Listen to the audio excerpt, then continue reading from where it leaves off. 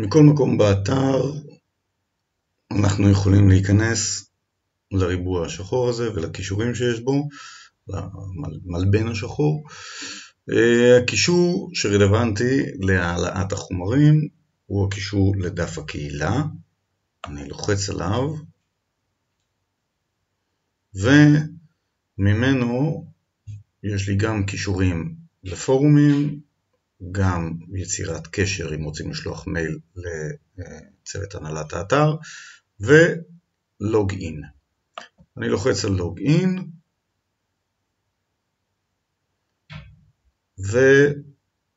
ונפתח לי עמוד המחזאי שלי,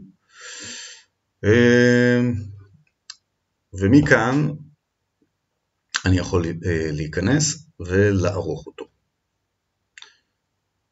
אני נכנס וכאן מופיעים כל הפרטים שלי. אני יכול להעלות איזה תמונה שאני רוצה דרך בחר קובץ, איזה קובץ תמונה שאני רוצה מהמחשב שלי, זה יהפוך את התמונה לשחור לבן ויחתוך אותה לריבוע.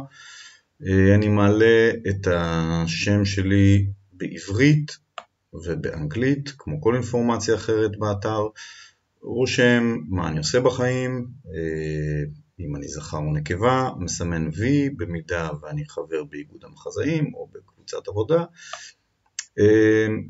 אני רושם את שנת הלידה שלי, אני באופן אישי לא רושם את שנת המוות שלי, ואני מכניס את כל האינפורמציה שאני רוצה, כל האינפורמציה הביוגרפית שאני רוצה, לתוך הריבוע הזה.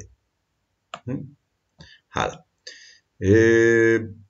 במידה ואני רוצה כבר להכניס רשימת מחזות, עוד לפני שהעליתי את המחזות כל אחד בדף מחזה נפרד, אני יכול להכניס כאן את הרשימה הזאת. עשינו את זה באופן ראשוני להרבה מאוד מחזאים, אבל חשוב לזכור שאם אני מכניס כאן ורק כאן את שם המחזה, אז הוא לא יופיע במנוע החיפוש, אי אפשר יהיה למצוא אותו דרך דף המחזות. אם אני רוצה שימצאו את המחזה שלי בדף המחזות ובמנוע החיפוש, אני חייב לפתוח לו דף מחזה, ועל זה בווידאו אחר. אינפורמציה נוספת, מספר טלפון אם אני רוצה, אימייל אם אני רוצה, שם הסוכן, אימייל של הסוכן, טלפון של הסוכן, כרגע עדיין אין אפשרות באתר להכניס שני סוכנים, במידה ולמשל יש לי סוכן אחד שמייצג אותי בחו"ל וסוכן אחד בארץ. אתרים שיש בהם אינפורמציה עליי, פייסבוק, ויקיפדיה, אתר אישי, אתר של הסוכנות, כל אתר אחר, אני מכניס לכאן. בצד הזה אני מכניס את הכתובת, בצד הזה אני רושם את התיאור של הכתובת, אני רוצה להוסיף עוד אתר, אני לוחץ על כפתור Add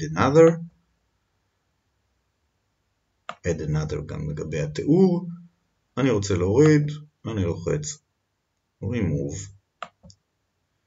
אני רוצה להכניס את כל הפרטים החדשים, אני לוחץ Submit והכל יעלה לאתר. אני לא רוצה לאשר שינויים, אני לוחץ Cancel. חשוב מאוד, אחרי שגמרתי בעברית, לעבור לאנגלית ולהכניס שוב את כל האינפורמציה בעריכה באנגלית. מאוד חשוב כי אנחנו רוצים שהאתר הזה יהיה בינלאומי, אנשים בחו"ל יוכלו להכיר את המחזות הישראליים ואת המחזאים הישראליים. אם לא נכניס את כל האינפורמציה באנגלית, רוב האנשים בחו"ל לא יוכלו לקרוא.